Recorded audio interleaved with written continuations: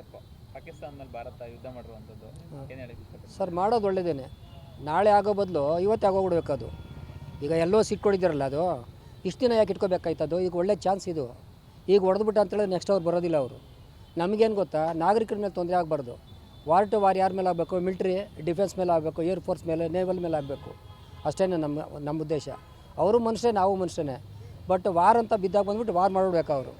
ಅಷ್ಟೇ ನಮ್ಮಿದ್ದೀರ. ಇದಕ್ಕಿಂತ ಯಾವ ಚಾನ್ಸ್ ಇಲ್ವೇ ಇಲ್ಲ. ಇನ್ನೊಂದು ಏನು ಗೊತ್ತಾ, 60 ವರ್ಷ ಆಗಿದೆ ನಮಗೆಲ್ಲ.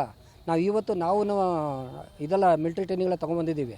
ನಮ್ಗೆ ಇವತ್ತು ಕಳ್ಸೋ 60 ವರ್ಷ ಆದಮೇಲೆ ನಾವು ಸತ್ತೋಗ್ತೀವಿ. ಏನು ವೇಸ್ಟ್ ನಾವು ಬಾಡಿ ನಮ್ದಲ್ಲ. ನಮ್ಮನ್ನು ಇವಾಗ ಕಳ್ಸೋರು ವಾರ್ ಮಾಡೋಕೆ ನಾವು ರೆಡಿ ಇದ್ದೀವಿ ಇವಾಗಲೂ. ಆಪರೇಷನ್ ಸಿಂಧೂರ ಅಂತ ಹೆಸರಿಕ್ಕಿರುವಂಥದ್ದು. ಸಿಂಧೂರ ಒಳ್ಳೇದೇ, ಅದು ಸಿಂಧು ಅಲ್ವಾ ಇರಬೇಕು, ಒಳ್ಳೇದದು. ಯಾಕಂತೇಳಿ ಸಿಂಧೂರ ಅಂತ ಹೇಳಿದ್ಮೇಲೆ, ಯಾಕಂದರೆ ಸರ್ ಸಿಂಧೂರ ಅಳಿಸೋಗಿತ್ತಲ್ಲ. ಯಾಕಂದರೆ ಅವರು ಗಂಡಸನೇ ತಾನೇ ಕೊಂದ್ರು ಅವರು.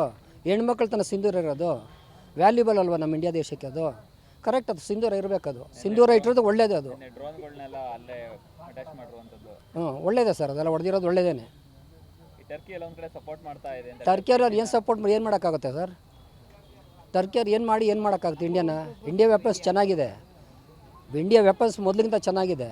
ಮೊದಲು ಬಂದು 20 ಮಿನಿಟ್ಸ್ ಬೇಕಾಯಿತು 71ನಲ್ಲಿ. ಈಗೇನಿಲ್ಲ, ಬರೀ ಜಸ್ಟ್ 3 ಮಿನಿಟ್ಸ್ ಸಾಕು ಹೊಡಿಯೋಕ್ಕೆ. ಇವಾಗಲೇ ನುಗ್ಗು ಹೊಡಿಬೇಕಾಗಿರೋದು. ಆವಾಗಲ್ಲಿ ಆಗ್ಬೇಕಾಗಿರೋದು ಇವಾಗ ಹೊಡಿಬೇಕು, ನುಗ್ಗು ಹೊಡಿಬೇಕೀಗ. ಇದಕ್ಕಿಂತ ಒಳ್ಳೆ ಚಾನ್ಸು ಯಾವಾಗಲೂ ಗೋಲ್ಡನ್ ಟೈಮ್ ಇದು. ಯಾವಾಗಲೂ ಸಿಗೋದೇ ಇಲ್ಲ ಇದಕ್ಕೆ.